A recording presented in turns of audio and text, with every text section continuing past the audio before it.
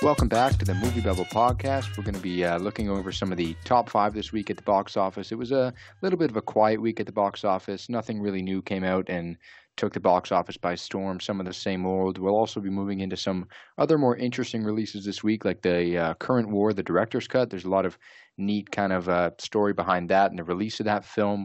We'll also be looking at Jesus is King, the IMAX release with Kanye's new album.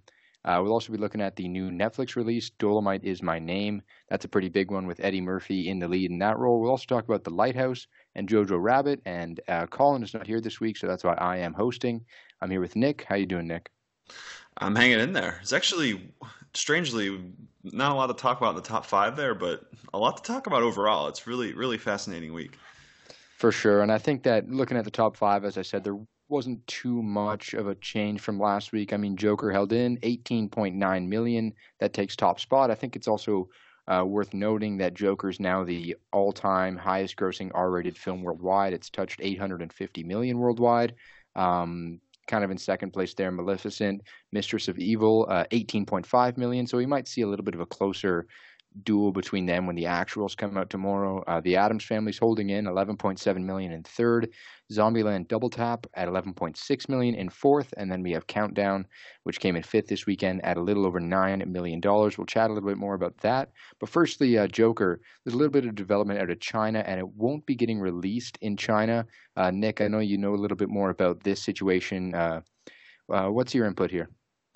Yeah, so it's really interesting because we've been tracking Joker for the last couple of weeks, obviously, and the talk has always been like, all right, like how high is this going to go? And R-rated, it's kind of an R-rated character study. I mean, we've talked about that so many times at this point, but so it's like, what is the ceiling on this movie? And I mean, every step of the way, it's kind of just blown our expectations out of the water. It's doing killer business, like you said. It's highest R-rated movie of all time. It's well over 850 million, which is crazy. But yeah, like you said, it's not going to be released in China, which definitely puts a lower ceiling on it all. And the main reason is, well, for one, I kind of broke this down on a pod a few weeks ago, but the China Entertainment Board, or the movie board, isn't, they're a little fickle. The rules aren't really set in stone. They kind of look at each film kind of individually and kind of see whether or not it can get a release in China. So the Joker, it's definitely not your typical comic book movie. So it's the material in it is definitely rougher. So they weren't too interested in that and showing that to the masses, but also in a very interesting geopolitical note here, that a lot of this, like one of the big reason that it's not being played in China is because of the current Hong Kong protests that are going on, which, I mean, there's definitely more intelligent people out there who can expand upon the issues going on in Hong Kong right now. That's for a different podcast, not for this one. But it is really interesting because the rationale behind it is that Joker is an outsider and he's living in a society, and he's just starting a revolt among the people and that sort of thing. And China did not seem pleased. The board did not seem pleased with that kind of content coming into China and possibly leading to any other or just any other increase in riots in general in China. So they decided not to show it there. So we will see. I think this movie still has a pretty good chance of, it has a very good chance actually of getting over that $900 million mark. But yeah, we'll see. It's that 1 billion mark is definitely in question now. I don't think it'll quite get there, but I think it's going to get really, really close. Yeah, that's going to be a neat thing to look at, especially, as you said, without China, which probably would have given this thing a good bump, because you look at Joker, I mean, it's at 277 million domestically. Deadpool, which is the film it surpassed for being the highest R-rated film worldwide, that film scored about 363 million domestic, so I don't even think it's going to get too close to Deadpool's domestic total, but Joker is doing huge numbers overseas, way more than Deadpool did, and that's why I think that it's going to be interesting to see what its new ceiling will be without a China release. I think it still has potential to get to $1 billion, but it's going to take a little while from here on out, and it's kind of a weird development there, but I won't say I'm surprised. This is not something that I'm too surprised about, especially kind of just putting that aside, especially some other things that they've kind of barred from release recently. Once Upon a Time in Hollywood isn't getting a release there either. A little bit of a different situation there, nothing to do with Hong Kong protests or anything like that. But it's something that I'm not too surprised with at all. Yeah, and the thing I'm really interested in Joker in general is just kind of how low the week to week drops have been. I think I came on this podcast and said I was expecting this movie to drop like 60% plus in its second weekend, just because it had kind of like that. It had all the buzz and all the controversy surrounding it, and people were like, "Ooh, what is this movie?" And they went out and saw it, and I just figured it was just such a downer and such a cynical movie that people just wouldn't want to go see it again. But the drops have been insanely good for this movie. It's dropped sub 40s in some weeks, which is just outstanding, especially for, it's just really incredible how any other, if this didn't include Joker, I would assume that a movie with similar subject matter would have just crazy steep drops week to week. So yeah, like if China was involved here, I think this movie easily crosses $1 billion at this point. But yeah, as we mentioned before, it's something definitely worth monitoring. But yeah, it's tough. It's gonna be really, really tough. We're gonna probably see it squeak out maybe to 950 million plus.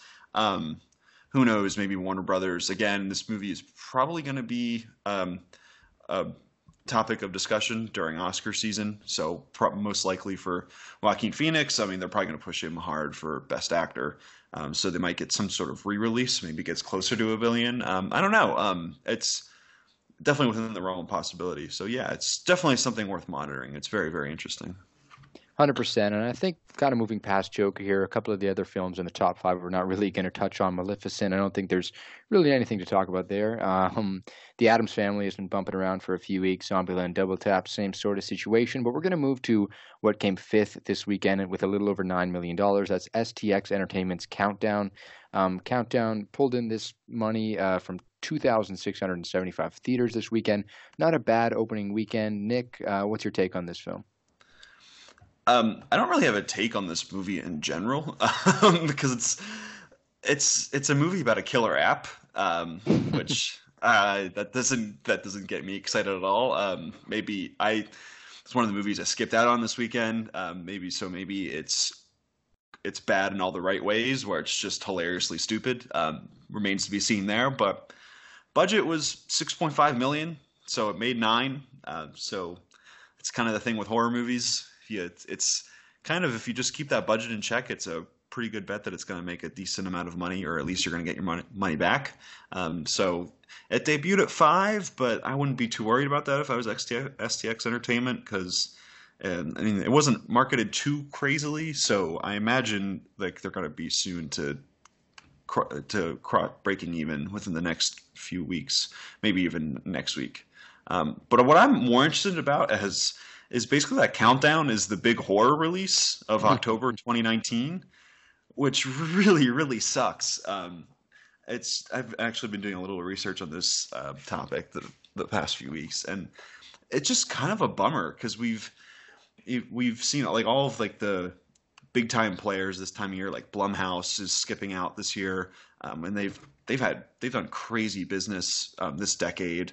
Where they've had movies like micro budget movies that have made a shit ton of money. That's the Blumhouse way. Like they had Paranormal 2, 3, and 4 come out this decade in October. They had Sinister. They had both Ouija movies, even Paranormal Activity: The Ghost Dimension as well, and Happy Death Day, and then last year with Halloween. All these movies made at least like 7, 8 times their budget, which is so. It's just really bizarre that we didn't see anything this year. And I imagine a lot of that has to do with Doctor Sleep, which is coming out November 8th. And probably the reason behind that is because we have Terminator coming out next weekend, which surprisingly is probably going to do pretty well domestically. It looks like it's tracking pretty well here to get maybe 40 plus million. We'll see what happens there next week. So it was probably smart of Warner Brothers to hold off on releasing Doctor Sleep until the week after Dark Fate comes out, so that Dark Fate kind of has its weekend to do its thing, and then Doctor Sleep can come in afterwards and still have pretty good legs without a big time movie kind of just just destroying any chances it had there. But so yeah, we were left in this place where there's just no horror movie in October. That just kind of sucks. It kind of just puts a damper on everything, don't you think?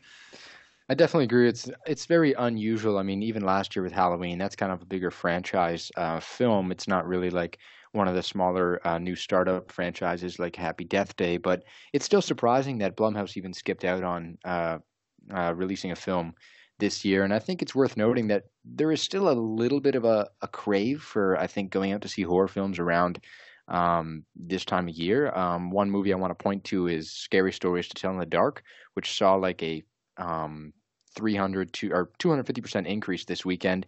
They grossed a little over 130,000 last weekend. They grossed well over 500,000 this weekend, and that's only in 219 theaters. So I think people that maybe wanted to see a scary movie around this time were looking around, didn't see much. Scary Stories was there. They went to see it.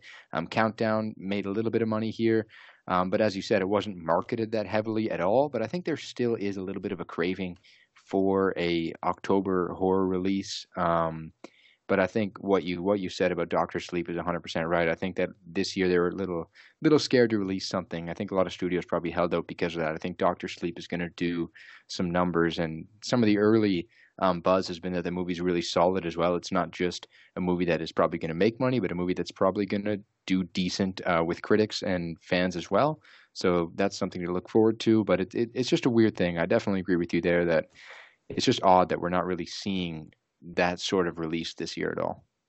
Yeah, and it's actually really interesting. I think it's pretty smart on Warner Brothers' behalf that they're releasing Doctor Sleep for like a one night kind of special event through Fandango, I believe, on October 30th. It's going to be like a fun little little appetizer, if you will, into the Halloween. So release it there for one night and then kind of create some buzz because the movie's called Doctor Sleep, so right now you don't get the name recognition of The Shining, right? But so you have a little work to do in the marketing department. So you kind of get this movie out one night, people go nuts over it, which kind of builds some kind of just interest for it over the next 2 weeks. I think that's really smart.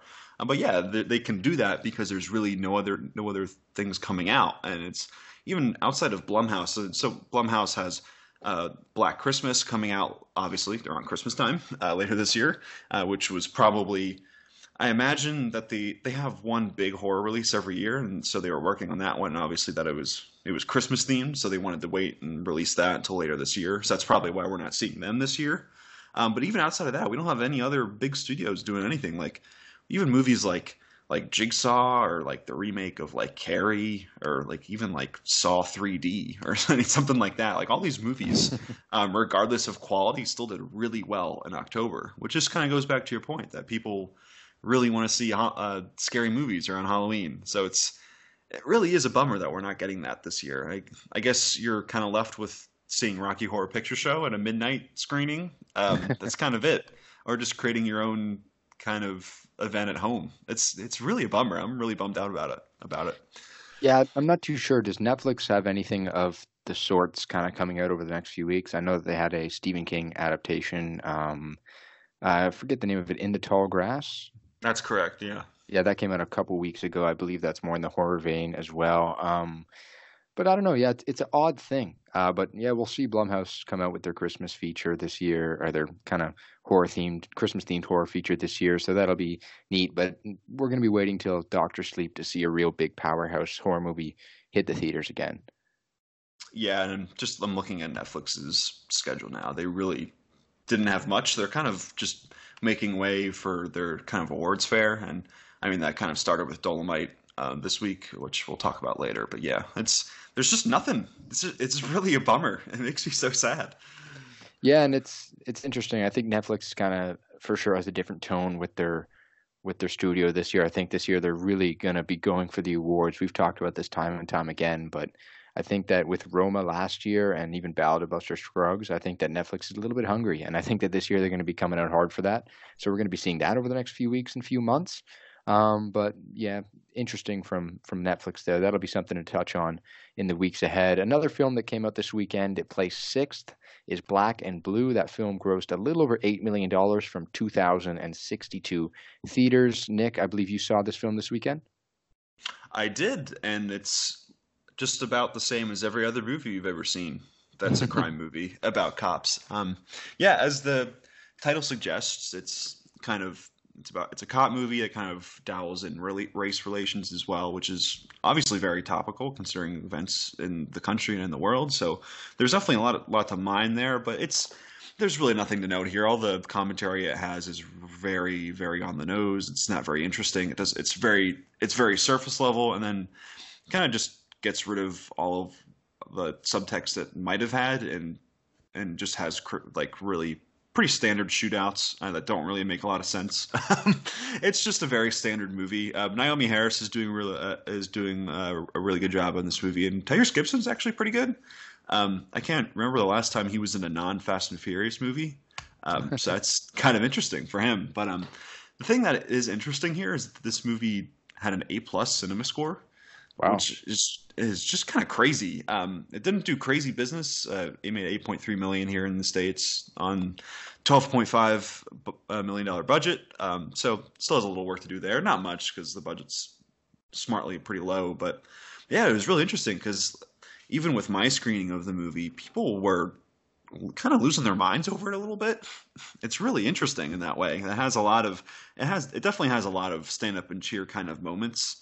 That I think play to the crowd. I wasn't really enthused by those moments myself, but it seemed like a lot of other people liked it. So yeah, good for them. But it's kind of a weird one. I'm kind of interested to see what this movie does in later weeks because I mean, yeah, that A+ cinema score is really, really solid, and you don't really see many movies with that at all. It's really weird that a pretty standard crime drama like this has that score. So I'm fascinated to see if maybe this movie has kind of quietly good legs over the next couple weeks. There's nothing really quite like it coming out soon, so I don't know. I think it's very interesting. Definitely something like Joker, not quite like Joker, I should say, but it's definitely something to monitor in the weeks to come. Yeah, that's definitely very interesting. And with that A+ cinema score, do you think that this film? I know you're kind of pondering it there, but do you think this film does kind of have potential to gain a little bit of traction due to word of mouth from these opening weekend viewers? I mean, yeah, I think if my screening is kind of a sort of a sample of what's possibly to come. I mean, people were loving it. There was people clapping and hooping and hollering, which is really interesting because this is kind of like a very, very, very serious crime drama. So it's just it's kind of weird to see. But hey, like, do you? I guess I don't really know, but I think there's definitely a chance here because, like I said, the budget's not very high. It's 12 million.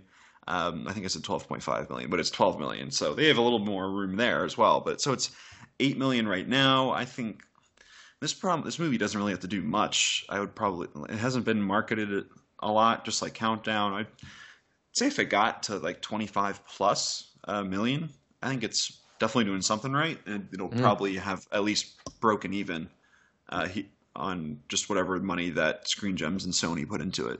So it's kind of one of those things where you don't put a lot of money into something, it does decent, and then you kind of have a little micro hit on your hands. So maybe, I think this movie might have a life at some point just because of people, or I guess a life after theaters, I should say, because people really liked it. I don't quite see it, but I guess I'm in the vast minority on this one. It's very interesting to see. Yeah, and moving on from that, I think it will definitely be interesting to kind of check in from a week-to-week basis how this film does. But kind of another movie that dropped this weekend that has a very interesting story behind it. There's a lot of very interesting stories going around with a lot of the releases this weekend. It's a lot of us saying interesting, isn't it? It is. It's a very interesting situation. I think that a lot of films this weekend, while they're not kind of taking the box office by storm, there's a lot to talk about with these movies. And another one of those films is The Current War, specifically the director's cut. This is a film that, while the original version was kind of attached to the Weinstein Company a couple years ago, Nick, I know you did a lot of research on this, and I'm very excited to hear a little bit more of the background information with this film. Tom Holland is in it. Benedict Cumberbatch is in this film. It seems like an interesting premise, and it opened up to 7.5 million worldwide this weekend, which is not a bad opening weekend for a movie that I didn't really know about till a couple of days before release. It opened up to 2.7 million domestically in 1,000 theaters, placed ninth. Nick, what's kind of some of the background on this, and more specifically, the studio that distributed it, which is 101 Studios? I would say the backstory is very interesting. Again, so I think if someone was doing a drinking game by the amount of times that we said interesting in this podcast, I think they'd be dead already. But yeah, so the current war it's a really fascinating thing. So this movie was shot back in 2016. So it kind of got Tom Holland before he really blew up with Spider-Man: Homecoming. This movie's kind of about electricity back when it was becoming a thing, I guess. So it's Tom Holland as Samuel Insull, and then Benedict Cumberbatch as Edison, and then Catherine Waterston as Marguerite Westinghouse, and then Michael Shannon as George Westinghouse, and you have Nicholas Hoult as Nikola Tesla in there, and Matthew McFadden, people might know from Succession as Tom.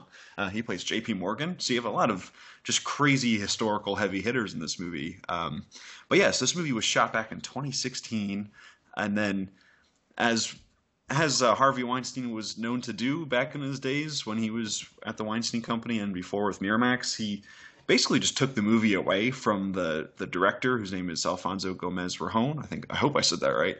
But basically, he just kind of took the movie away from him and just recut the movie and re-edited it. So yeah, then Weinstein premiered this at TIFF, and then it got pretty panned across the board. I think it was a big splat on Rotten Tomatoes, and then obviously the Weinstein scandal happened, which just kind of shook the industry to its core, and that's kind of putting it lightly even at that point. And so at that point, the current war was just kind of stuck in limbo because, I mean, the Weinstein Company was going through bankruptcy, and they were working on kind of just selling off of their movies to wherever they could.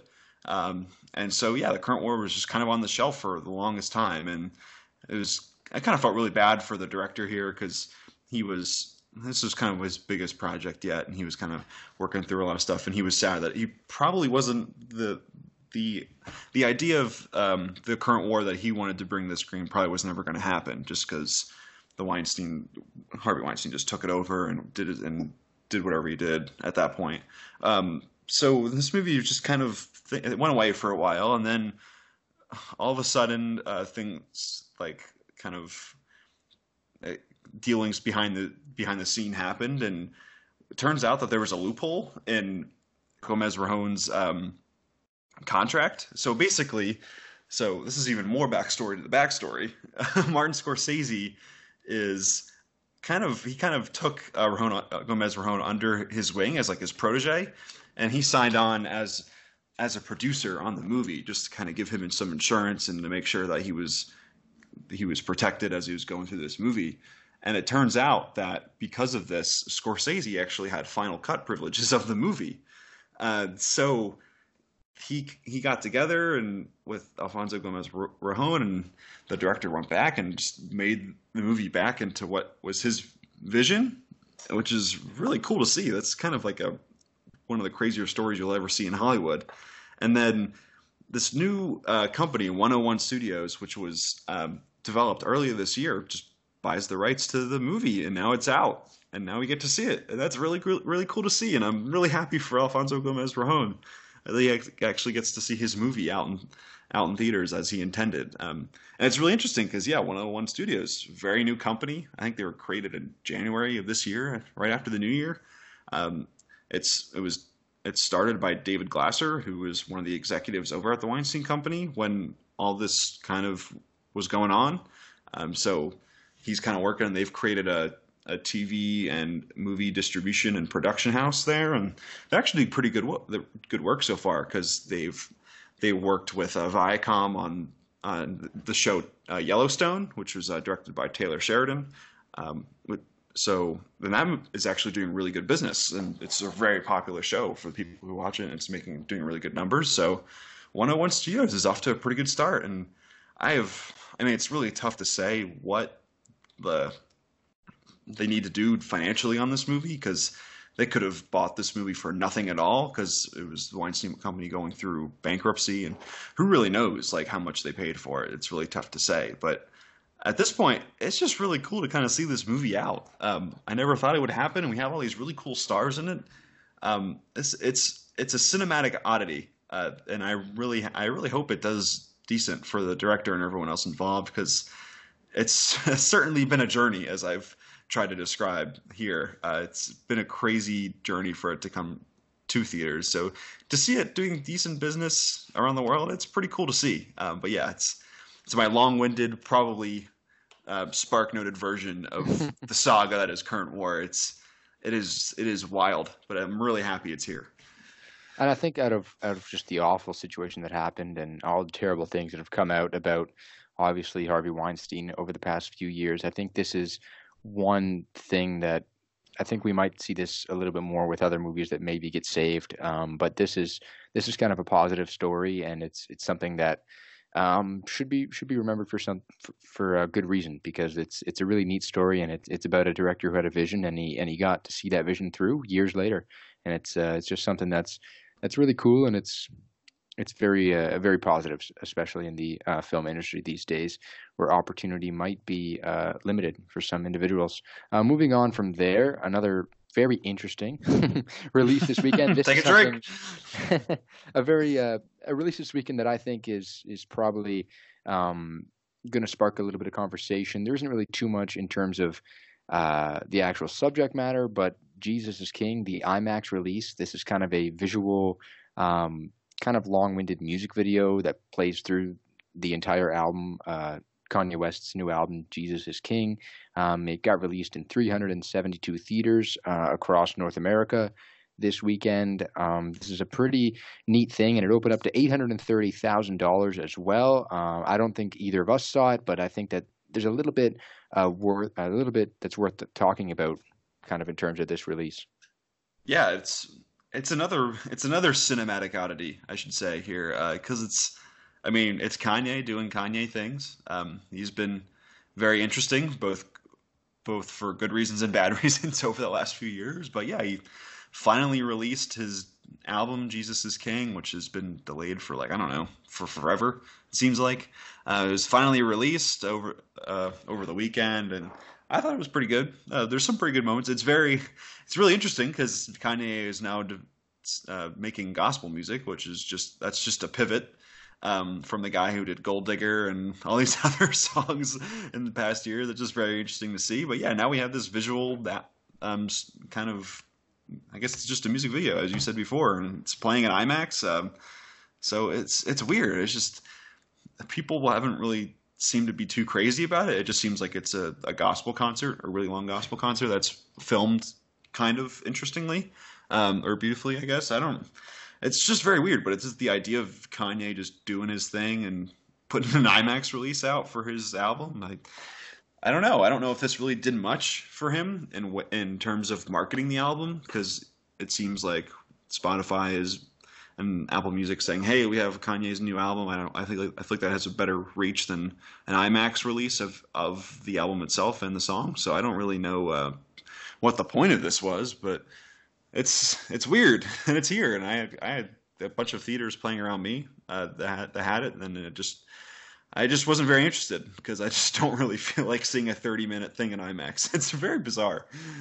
Yeah, and the reach, as you said, that's the thing. Spotify, Apple Music, all these streaming services, they have the reach for this album, whereas we don't think that the theater release really did. I think this is just another thing that Kanye can kind of check off the list of things he's done throughout his career.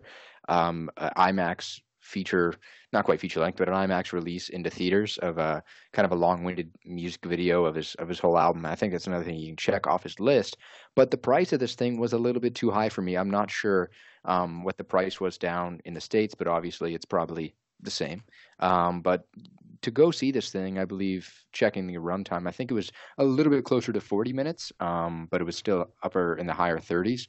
This thing still costed the price of a regular admission ticket, and it's cheaper than what you'd pay to go see an IMAX movie, but this thing is still not even 40 minutes. So I don't know. I think that this should have had sort of a majorly discounted cost to it. I think that I would have definitely considered going to see this thing if it was even 40% cheaper than what it was. I just looked at the figure and I was kind of baffled that something that this short could cost that much. I know it's only a couple bucks in the end, but it's just an odd thing.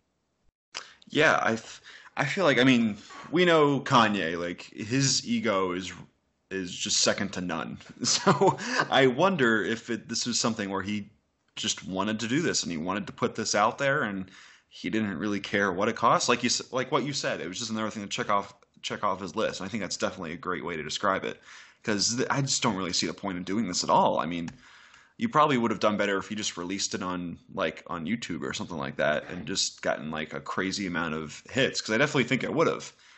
Because you see music videos even get into the billions of hits on there. So it's really weird. But hey, Kanye is doing Kanye things.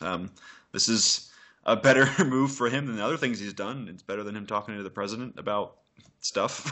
So you never know. So like, hey, good. I guess this is weird. But hey, go listen to I think we would both agree here. Just go listen to the album. Don't really need to go see this. I guess wait till it's streaming somewhere. I don't really know when that'll happen, but you never know.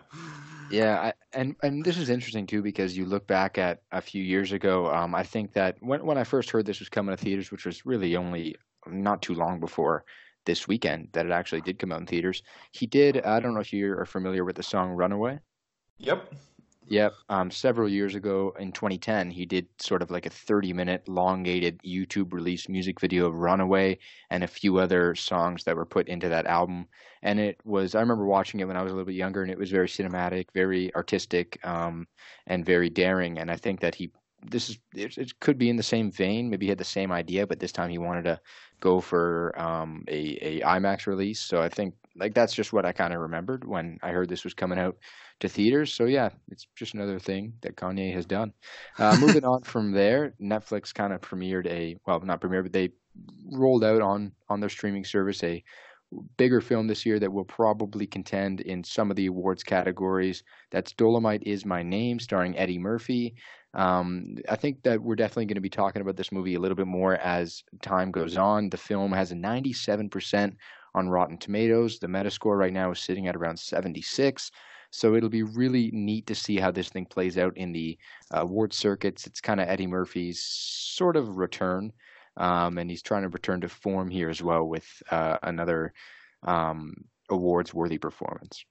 Yeah, this is a movie I definitely made sure to catch this weekend, and I think a lot of that positive buzz definitely comes from the fact that Eddie Murphy is back in our lives in a positive way, and he's trying in a movie, and he's really fun, and he's kind of just channeling that energy that we know and love from him. Because the movie, it's written by the same people that did Ed Wood, and if you kind of know Dolemite and Rudy Ray Moore, you know that he was this guy who just went out and made his own movies, and he was kind of an outsider and just wanted to make it. He created a character called Dolemite and just went out and did his own thing. So there's a ton of comparisons there, and they're very, very obvious. So the movie itself is pretty cookie cutter, but man, it is really cool to see Eddie Murphy back, and his character is incredibly vulgar and hilarious. There's a really fun blaxploitation vibe to it all. But yeah, it's very interesting because we kind of went down the top five, and there was really nothing to get excited about. So this is another weekend where Netflix is releasing probably the biggest film of the week.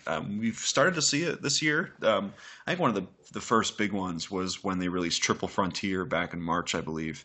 That was the first time where it was like, ooh, this is definitely the marquee event of the weekend. And we have this. I think this is definitely it this time because I don't think anyone wanted to see Countdown. So it's just really interesting. I mean, this is kind of like the beginning of like a massive wave for them because they have Marriage Story coming out, which I'm seeing early, and I'm really excited to see that next week. And then we have Irishman as well, and just so many others. So it's the first kind of just announcement. I mean, we kind of had the Laundromat, which didn't really do much for Netflix a couple weeks ago, but yeah, this is a big time move for them, and I'm sure we're going to hear crazy statistics from Netflix that this movie is streamed like 5 billion times in like the first hour that it was released or something like that. They always release those crazy numbers, and we never know if they're real or not, but you know, what can you do at this point? But yeah, Dolemite Is My Name is probably, I would assume this is like the big winner of the weekend, if I had to guess. Yeah, that's a really neat thing to point out. Just kind of looking at what hit the theaters, looking at what came out of Netflix, what's kind of the um, bigger thing in terms of what we should talk about, what's kind of the must see the weekend. And I think I would definitely kind of check under Netflix's column this weekend. I think Dolomite Is My Name is probably the marquee event of the weekend in terms of new releases. So that's another win for Netflix. Moving on, this is a film that we both saw this a couple of days ago at least. The Lighthouse. This is a film that was definitely highly, highly anticipated. This is a movie that I was looking forward to. Robert Pattinson, Willem Dafoe, pretty interesting stuff. Were you a fan of this film? This movie is so fucking bonkers, and I really, really loved it from that perspective. So yeah, it's from Robert Eggers, the guy who did The Witch, and a lot of parallels between these two movies. It's kind of a descent into madness. This one is kind of a little more crazy and unhinged than The Witch, and it's people speaking in very particular styles of English. I think Robert Eggers is really fascinated in how we speak to each other through time and how that's evolved. So that's pretty interesting to look at there. But yeah, The Lighthouse, I feel like it's a weird thing. This is like the popcorn indie movie of the fall because it's already doing really solid business, and it's. I mean, I don't know how you feel about the movie, but there's really not much to it underneath these two men just going mad on an island, and it's obviously incredible to watch these two, and Robert Pattinson is just absolutely going for broke, and it's one of the most incredible things I've seen just in how unhinged it is.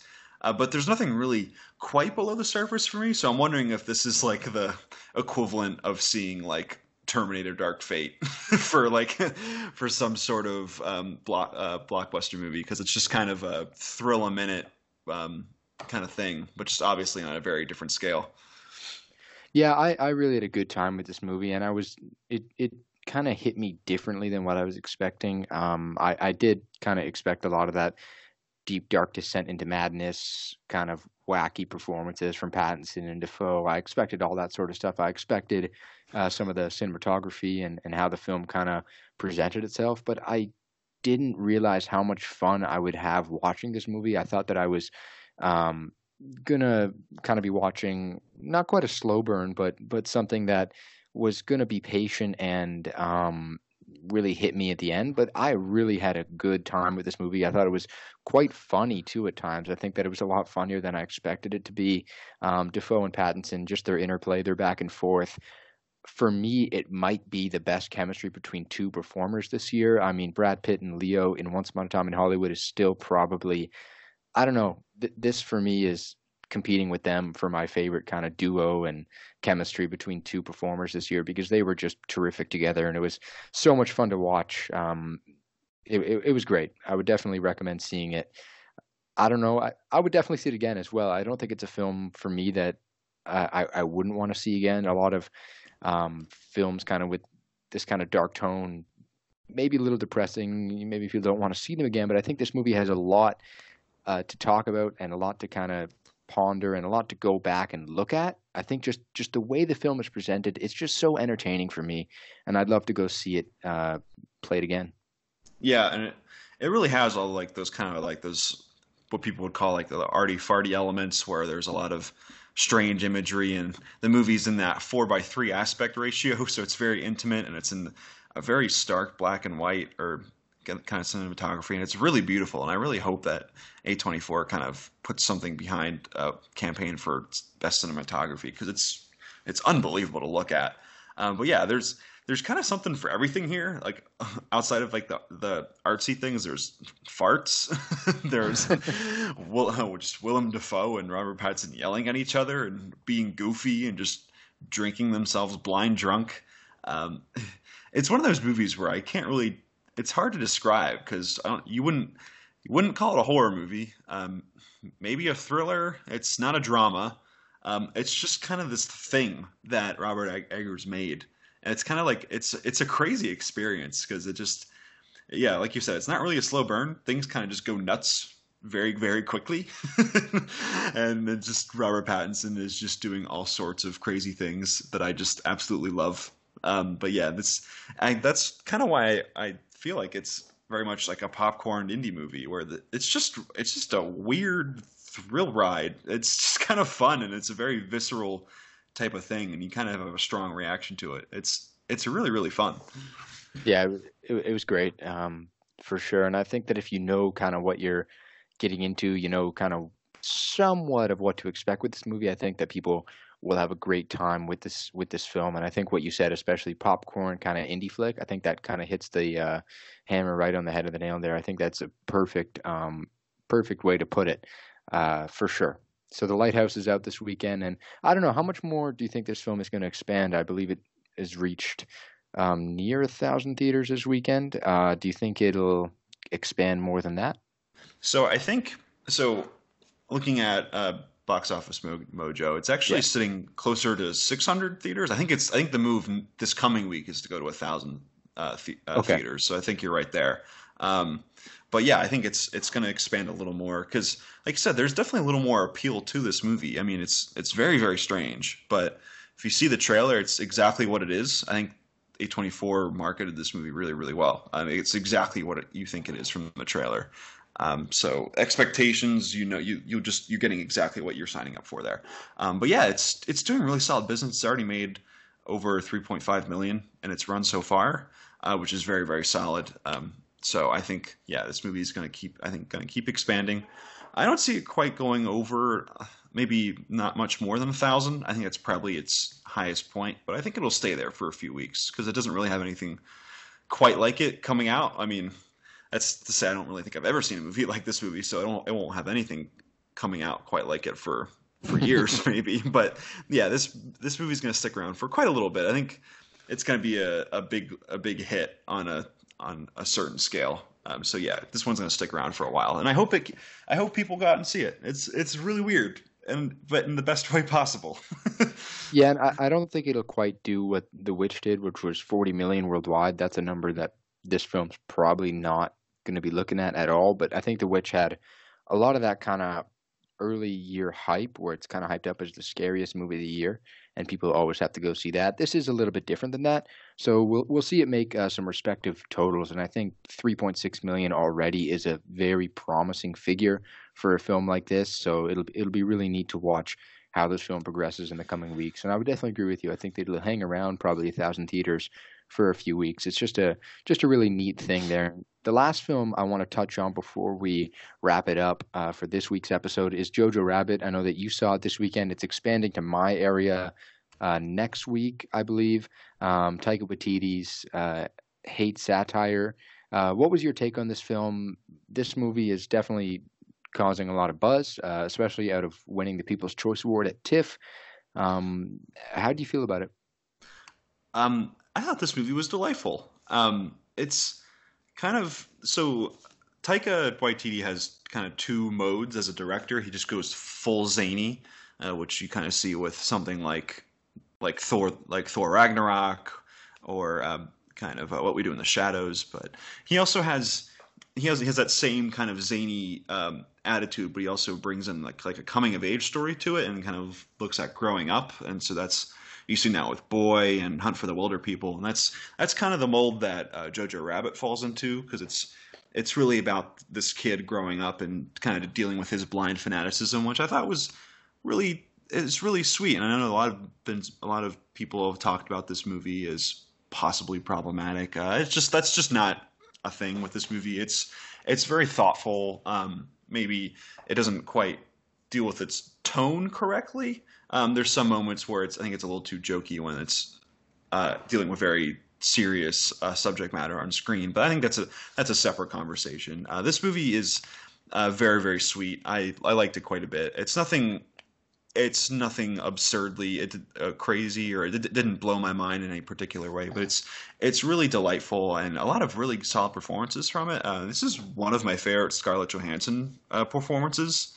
I know it's a lot of people are taking shots at Marvel right now, but it's really nice to kind of see her outside of the MCU for a change. She has a really kind of human and just personal performance here. It's really sweet, and she's great as the motherly figure. And Roman Griffin Davis is is the lead kid in this movie, who is just the most adorable person ever. Like he now has the championship belt for cutest kid in a movie, and I'm sure he'll hold that for quite some time.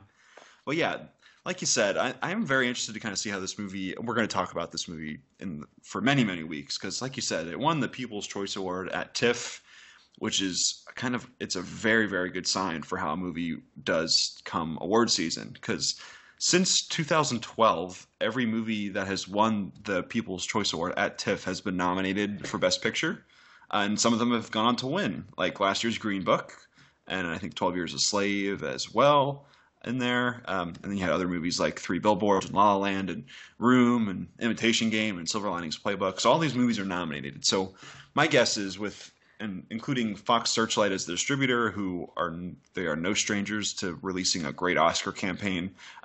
This movie is probably going to get nominated for Best Picture. And we kind of see with the numbers as well, it's doing really solid numbers. It's only in 55 theaters around the U.S., and it's already made 1.5 million, which is just really solid numbers. So yeah, this is a movie I quite liked, and I think this is going to be like the crowd favorite movie that gets nominated for Best Picture. I think this one is gonna be in theaters for a very, very long time, and it has that hook that maybe more mainstream audiences it's kind of captured their interest, and with Taika Waititi as Hitler, he is just incredible in this movie. He's so funny. Everything that Taika does in any movie just makes me laugh really, really hard. Just like his little gestures that are just so like whatever, but they're the funniest thing. He's really great in this movie. So yeah, I think this is. I sense like a tidal wave for this movie coming. Maybe kind of in the same way as Green Book last year, where it just kind of hung around and all of a sudden it just kind of went nuts and made a lot of money really quickly and became an Oscar favorite. I can see a same path for this movie, but it's a little better than Green Book, which I'm happy to report. Yeah, that's a good sign. But I think I would definitely agree with you there. And before we do wrap it up, I think just kind of touching on that, 55 theaters and a little over $1 million from just 55 theaters, I would definitely agree that this movie is ready to burst open at the box office. Once it gets that theater count up there, I think this movie is going to make some pretty good dollars, and I think it's going to probably last a while. And as you were saying, that kind of just talking about the film and what you liked about it and kind of how you see this movie progressing, I would definitely agree. I think this movie really has some potential at the box office. And I think when I see it in a week or so, and Colin, he's pretty excited to see it too, I think we'll definitely have a lot to talk about then. And before we go, I just want to touch on something real quick. This is a fun little note. So the Alamo Drafthouse theater chain, they actually did something neat. So around 15 locations across the country, fans were expecting to go see Terminator 2 Judgment Day. Instead, they saw Terminator Dark Fate as a surprise screening. Here's my question to you. Here's my question to you. Would you rather see Terminator 2 on the big screen for the first time, or would you rather get surprised with Terminator Dark Fate? Oh, that's a tough one. Oh, God. Well, judging by the reviews of Dark Fate, it looks like it's just kind of fine. I think it's... we shouldn't take Rotten Tomatoes as the perfect calculator of anything, but it's sitting at a 65% on there. So that kind of says it's okay. So by that metric, I would have to say I'd rather see T2 on the big screen. But I mean, if we're looking forward to next week, I actually am kind of interested to see what Dark Fate brings, because I really like Tim Miller as a director, and this movie seems like it's trying to reinvent a lot, just like kind of the same way that we saw with Halloween last year, where it's just like, forget all those movies you hate, and let's just do a sequel to the movies you really, really like. So it's very, very interesting. I would definitely, I mean, T2 it's just one of the best genre movies ever made. So it's really tough, because I hope Dark Fate's fine, a good movie, but it's just hard to compare that, you know? Yeah, and I mean, kind of going off that, I definitely agree. I hope that this kind of does follow that vein of Halloween. Just forget about the movies you didn't like. Here's a solid film. So that'll be what we're talking about next weekend. Colin should be back next weekend as well. It was a great show. Thanks for coming on, Nick, and we'll see you all again next weekend.